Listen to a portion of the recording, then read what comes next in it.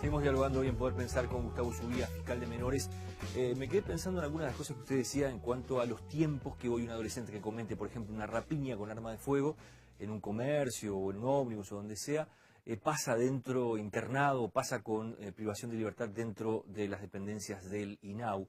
Lo que de alguna forma estaría avalando lo que mucha gente dice o alguno escucha decir muy a menudo, entran por una puerta y salen por otra, ¿no? Que es esa especie de dicho popular que anda por allí.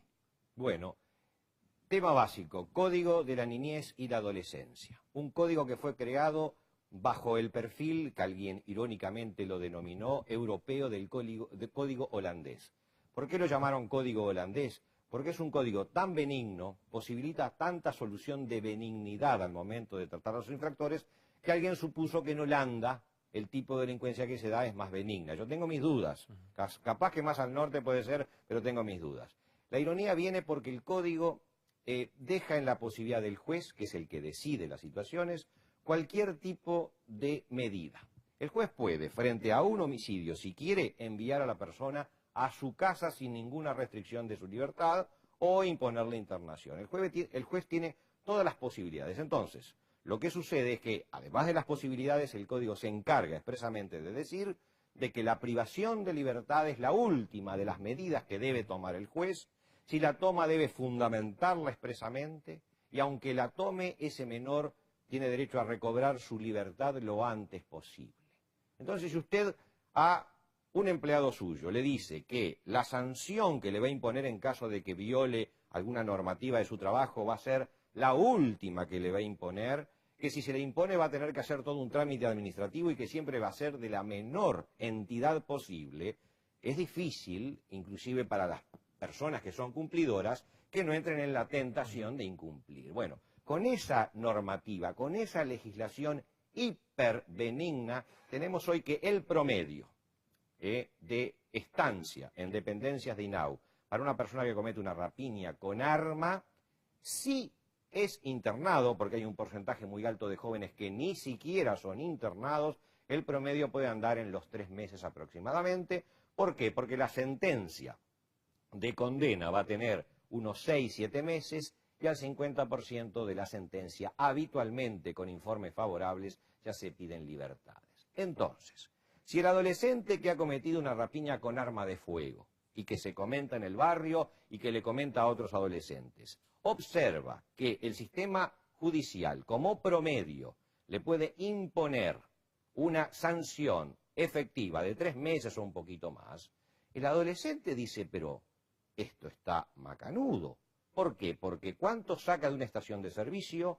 ¿Cuánto saca de un hábitat, donde ahora apareció la nueva modalidad que es rociar con combustible el hábitat y amenazar con un yesquero, poniendo ya en juicio y en riesgo cualquier tipo de valor humano? Entonces, el adolescente hace ese cálculo y obviamente que la cuenta a él y eventualmente algún familiar o algún adulto que está atrás le da. Entonces, la pregunta es cómo el Estado sigue manteniendo vigente y no reforma un código que hace del delito un posible negocio. Y le termino con algún caso. Yo apelo como fiscal porque no estoy de acuerdo, por más que respeto, los señores jueces son personas que realizan su función a cabalidad, pero claro, con un código que los obliga, porque los presiona para llegar a esa benignidad, toman a veces resoluciones que yo en absoluto comparto. Y hemos tenido, ahora hay un caso que está en apelación en los tribunales, oportunamente se dilucidará en las más altas jerarquías del Poder Judicial, donde una persona, justamente funcionario policial, en una caseta, 4 adolescentes, le tiran aproximadamente más de 12 balazos con armas de diferentes calibres. 3 lo impactan a ese funcionario policial que, por milagro, no muere y en segunda instancia se le impuso una medida privativa de libertad por un delito de lesiones del orden de 8 meses o 9 meses, si mal no recuerdo, con lo cual a los 4 meses ese joven podría estar nuevamente operativo. La pregunta, ya se lo pregunto no como periodista, se lo pregunto como persona pensante.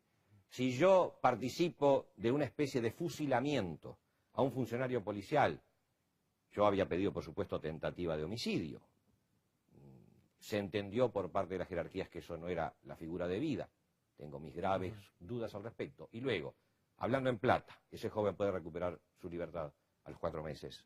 Yo me pregunto, ¿dónde estamos parados? ¿Por qué hablamos tanto de otros temas vinculados a más armamento, vinculados a más cámaras, vinculados a más rejas, vinculados a efectos materiales, cuando el centro de la cuestión no está en los elementos materiales en este tema? El centro de la cuestión es usar una filosofía realista, adecuada a lo que estamos viviendo para solucionar los problemas. Mientras usted no tenga filosofía realista, no hay policía que funcione en este país. Seguramente los uruguayos tengamos sobre la mesa dentro de 3 años aproximadamente una decisión que tomar, porque hay un plebiscito que se está pidiendo a través de una serie de firmas que se han colectado y que seguramente van a estar para lo que es ese llamado a que la gente vote junto a las elecciones nacionales en ese plebiscito para bajar la edad de imputabilidad. ¿Usted está de acuerdo con eso o no está de acuerdo? Mire, en principio siempre digo lo mismo, respeto profundamente a quienes propician la baja de edad de imputabilidad. ¿Por qué respeto? Porque como la situación que hoy vivimos se la acabo de describir y yo la considero como una situación límite, en muchos casos absurda con esta normativa que tenemos, quienes se oponen a esa legislación tienen mi respeto, tienen mi comprensión. Lo que sucede, lo que yo propugno y concretamente le digo que hoy no estoy de acuerdo con la baja de la edad de imputabilidad. Y digo que no estoy de acuerdo porque entre que usted a su hijo de 11 años lo deje salir a las 3 de la madrugada, le dé dinero, vuelva alcoholizado y usted no le diga nada después que le robó a su vez parte de su casa, a que usted a su hijo no lo deje salir y ya pongámosles no la edad que le puse, sino algunos años más, con 16 años, no lo deje salir después de las 9 de la noche, no vamos de una punta a la otra punta. Y mi pregunta es, ¿no tenemos algo intermedio entre esas dos puntas? ¿Tenemos que llegar a bajar la edad de alguna forma, más allá de la posición política que la avala, el Estado diciendo, bueno, no pude solucionar los problemas con mi hijo y ahora lo tengo abajo de un candado? ¿Es necesario que se llegue a eso? Por supuesto que, como está la cosa hoy, bueno, la propuesta yo creo que va a tener mucho andamiento y puede tener una recepción muy intensa. Mi propuesta es camino del medio. Modifiquemos este código hiperbenigno sobre menores infractores, fijemos mínimos, por ejemplo, una rapiña con arma de fuego no puede tener, a mi juicio, y haciendo otros cálculos que ahora el tiempo no me va a dar, no puede tener un mínimo que no baje de 1 año de internación. El joven tiene que sentir la sanción, tiene que sentir la aflicción y además, si se puede llevar a cabo la rehabilitación, que hoy yo confío en el actual INAU, mejor todavía, aunque nunca hay garantía, porque eso pasa por el propio joven en primer lugar. Pero entonces, fijemos mínimos, severicemos los quantum de la pena, que el joven no pueda obtener su libertad, aunque sea condenado a 4 años en cualquier momento. Es decir, hacer un código realista con los pies sobre la tierra, y ahí podemos discutir un no a la baja de la edad de imputabilidad. Pero con la legislación que tenemos hoy, con los porcentajes que yo le decía de cuánto puede estar habitualmente un joven internado, de cómo pone en riesgo la vida humana de otras personas o la elimina, como estamos viendo ahora los homicidios que se dan, y la respuesta del Estado es hiperbenigna, con esa legislación, lamentablemente mi pronóstico es que si hoy estuviéramos votando sobre esa baja de edad, hay muchas personas que están muy molestas y podrían llegar a acoger. Después de haber pintado todo este panorama que usted nos cuenta, de lo que es su trabajo diario también como fiscal de menores, viendo todo este tipo de casos, ¿qué es lo que ha cambiado en la sociedad en realidad? Porque el código tiene muchísimos años, no sé cuánto a esta altura, pero... No, el 2004. El código vino de una falta de código desde el año 34, que es el Código Penal, donde había una legislación donde al menor se lo trataba como cosa. Pasamos de tratarlo como cosa a tratarlo como ciudadano, con todavía la ciudadanía restringida, pero con los derechos y en vigencia para su procesamiento, una cantidad de derechos, pero el código se bandea para la otra punta. Acá lo que falta es equilibrio. Lo que ha faltado es equilibrio. Ni tan peludo que te tape los sesos, ni tan pelado que se te vean los sesos. Es decir, hay una situación de equilibrio que no se da en este momento, una legislación que se ha desequilibrado, y un poco parodiando, o por lo menos haciendo un símil muy grotesco con lo que es la organización de las familias. Bueno, esa familia, donde a nuestros hijos lo único que le damos son bienes materiales, pero no estamos haciendo un culto de valores, de lógicas, de funcionamientos de convivencia civilizada, esas familias no prosperan.